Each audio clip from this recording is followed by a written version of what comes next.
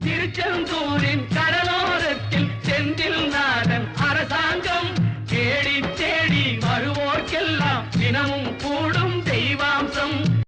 தான் நான் அத்தனை வாட்டி கேட்டேன், எங்க கூட்டின்னு போறீங்க, எங்க கூட்டின்னு போறீங்க.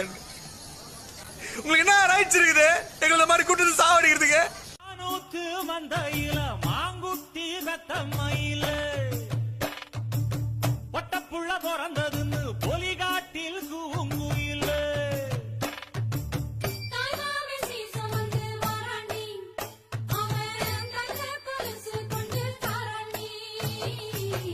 இது சுமந்த சாதி சனவே ஆறு கடந்தா